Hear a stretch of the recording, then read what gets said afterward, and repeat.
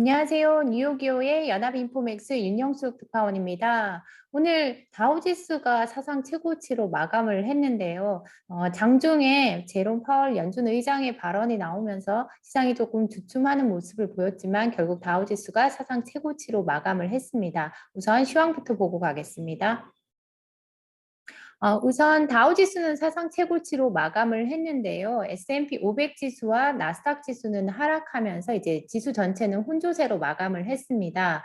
개별 지수별로 보면 다우지수가 0.2% 상승했고요. 그리고 S&P 500 지수는 0.02% 떨어졌습니다. 그리고 나스닥 지수는 0.8%가량 밀렸습니다. 이날 다우지수 같은 경우는 이제 사상 최고치를 경신하면서 지난 8월 16일 기록한 최고치를 넘어섰는데요. 전날에는 S&P 500 지수가 역대 최고치를 기록하면서 이제 S&P 500 지수나 다우지수가 모두 이달 들어서 5%가량 상승을 했습니다. 나스닥 지수도 마찬가지로 한 4%가량 올랐습니다.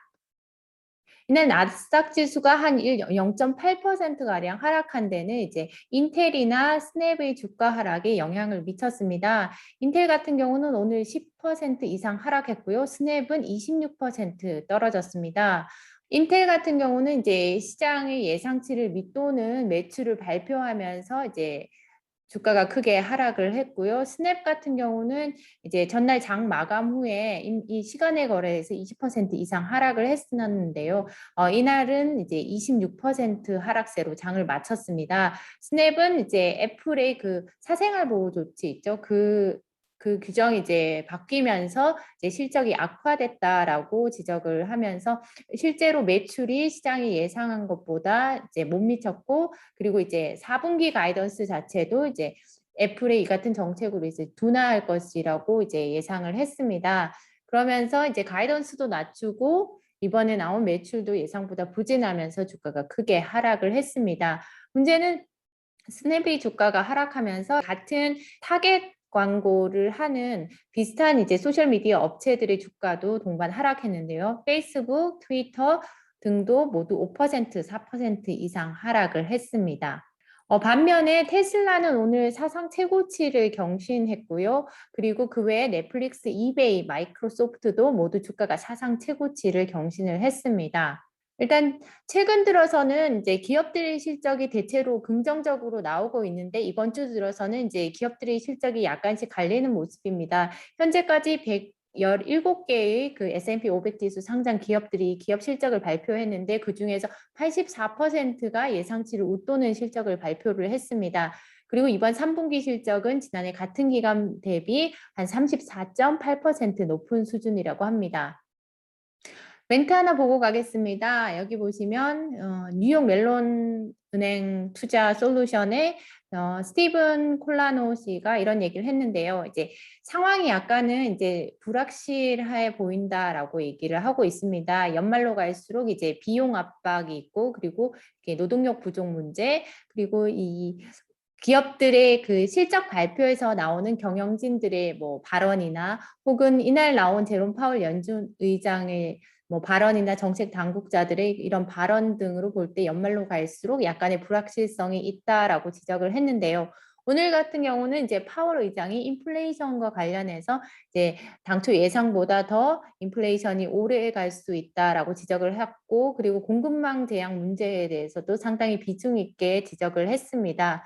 그러면서 장중에 한 이 파월 의장의 발언이 정오경에 나왔는데요. 정오경에 이제 지수가 좀 더 밀리는 모습을 보였습니다. 하지만 이후에 그 밀렸던 것을 상당 부분 회복을 하긴 했는데요. 나스닥 지수 같은 경우는 결국 하락세로 마감을 했습니다. 여기 콜라노 씨가 또 이런 얘기를 했습니다. 이와 같은 상황으로 볼 때 이제 약간의 차익 실현을 보기 시작하고 있다라고 얘기하면서 이제 가장 먼저 투자자들이 가는 데는 가장 빨리 오른 기업들이다라고 하면서 특히나 그동안 가장 빨리 오른 기업들을 중심으로 이제 차익 실현이 나올 수 있다라고 얘기를 하고 있습니다.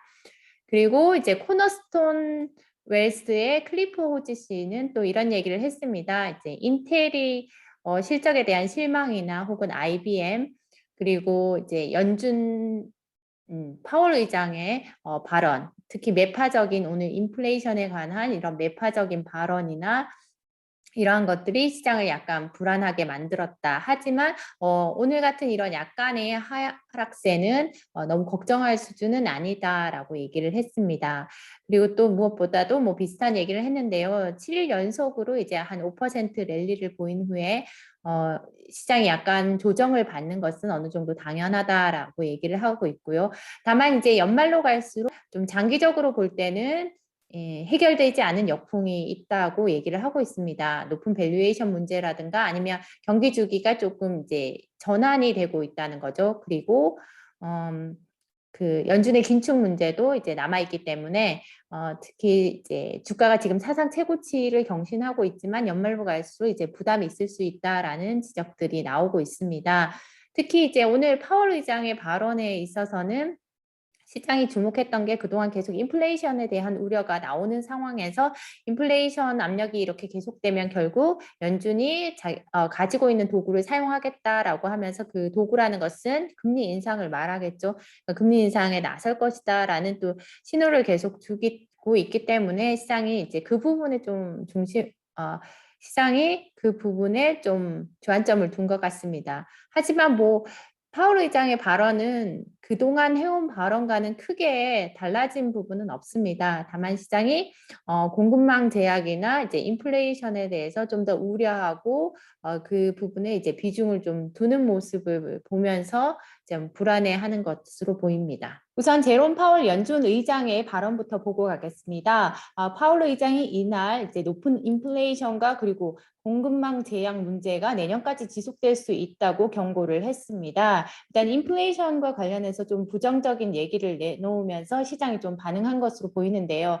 여기 보시면 전반적인 전체 인플레이션이 연준의 목표치를 웃돌고 있다라고 얘기를 했고요. 그리고 우리가 볼 때 지금 이 공급망 제약 같은 경우 우리가 이전에 예상했던 것보다 더 오래 지속될 것 같고 그리고 내년까지도 충분히 지속될 것 같다라고 얘기를 했습니다. 똑같이 이제 임금에 대한 압박 또한 내년까지 지속될 수 있다라고 얘기를 했고요. 그럼에도 불구하고 이제 가장 가능성이 큰 시나리오는 그 물가 인플레이션 같은 경우는 연준의 목표치로 하락하고 그리고 이제 고용 증가세는 다시 반등할 것이라고 얘기를 했습니다. 그리고 파월 의장은 또한 인플레이션이 계속 높은 수준을 유지할 위험이 있다면 우리는 우리의 도구를 사용할 것이라고 얘기를 했는데요. 물가 안정과 그리고 완전 고용을 고려해서 이제 우리의 도구, 그러니까 금리 인상을 사용할 준비가 돼 있다라고 얘기를 했습니다. 오늘 월스트리트저널 같은 경우는 제목을 공급망 압박이 이제 내년까지 지속될 수 있고 연준이 그에 대응할 준비가 돼 있다라고 제목을 뽑았고요.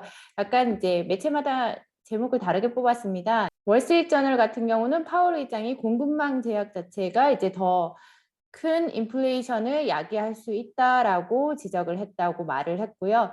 그리고 로이터 통신 같은 경우는 파월 의장이 지금은 테이퍼링을 할 때지만 이제 금리를 인상할 때는 아니다라고 발언한 부분을 이제 위로 올려서 제목으로 잡았습니다. 이날 금리 인상과 관련해서는 아직은 금리를 올릴 때가 아니며 그렇지만 이제 인플레이션이 계속해서 높은 수준을 유지하면 우리가 결국은 뭐 그에 대응해서 이제 금리를 올릴 것이다라는 점을 시사를 했습니다. 그 아까 스냅의 주가가 한 26% 하락세로 마감을 했다고 했는데요.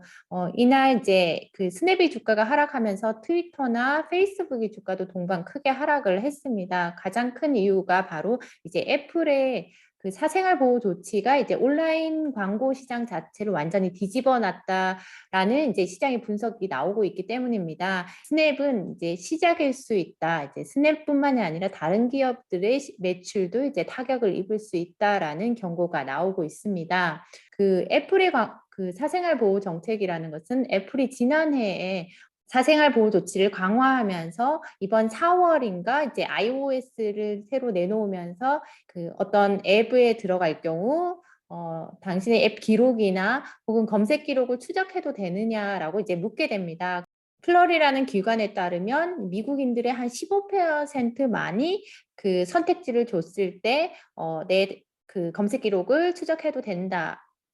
추적해도 되며 그에 따른 이제 타겟형 광고를 받아들이겠다고 한 경우가 15%에 불과하다고 합니다. 그러니까 대다수는 그런 선택지를 줬을 때 그것을 이제 추적하는 것을 막는다는 거죠. 그렇기 때문에 이런 게 앞으로 이 관련 기업들의 매출에 타격을 줄 수 있을 것으로 예상이 됩니다. 이날 인텔 주가가 10% 이상 하락했는데요. 개장 초부터 스냅의 주가도 20% 이상 폭락했고, 그리고 인텔의 주가도 크게 하락하면서 기술주 전반이 이제 부진한 모습을 보였습니다. 일단 여기 보시면 6명 이상의 애널리스트가 이제 인텔의 목표가를 하향했고요. 그리고 적어도 2명의 애널리스트가 이제 이 인텔에 대한 투자 의견을 내렸습니다. 인텔은 전날 이제 실적을 발표를 했는데 이 실적 자체가 매출이 이제 시장의 예상치를 밑돌았습니다. 주당 순이익 같은 경우는 예상치를 웃돌았지만 매출이 예상치를 밑돌면서 이제 분위기가 안 좋았고요. 무엇보다 이제 최고 경영자가 앞으로 몇 년간 이 회사의 이익 마진이 줄어들 것이다라고 얘기를 하면서 이제 투자 심리가 악화가 됐습니다. 애널리스트들도 이제 전날 실적 발표 이후 대부분 부정적인 이제 보고서를 내놨는데요. 여기 보시면 미즈호의 애널리스트는 투자 의견을 기존의 매수에서 이제 중립으로 내리고 목표가도 70에서 55달러로 내렸습니다. 무엇보다 이 회사가 추구하는 이 파운더리 시장에 을 공격적으로 이제 확대하려는 이 노력과 그리고 동시에 이제 매력적인 마진을 유지하는 이 두 마리 토끼를 동시에 잡기가 어렵다라고 지적을 하고 있고요. 오히려 이러한 이제 그 과도한 전략 수정 자체가 오히려 경쟁사인 AMD의 수혜가 될 수 있다라고 얘기를 하고 있습니다.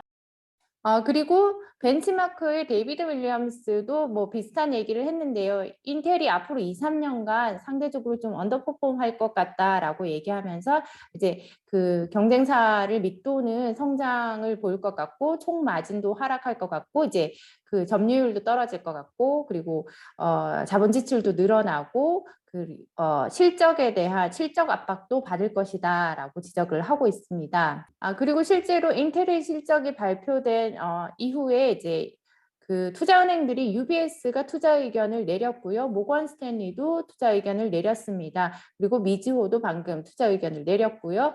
니담은 이제 투자 의견을 유지하긴 했지만 목표가를 하향을 했습니다. 네, 제가 준비한 소식은 여기까지입니다. 다음 주에는 미국의 주요 IT 기업들, 애플이나 마이크로소프트, 페이스북과 같은 기업들의 실적이 발표되는데요. 그런 만큼 이제 지수 민감도가 더욱 커질 것 같습니다. 다음 주에는 기업 실적을 가지고 다시 찾아오겠습니다. 감사합니다.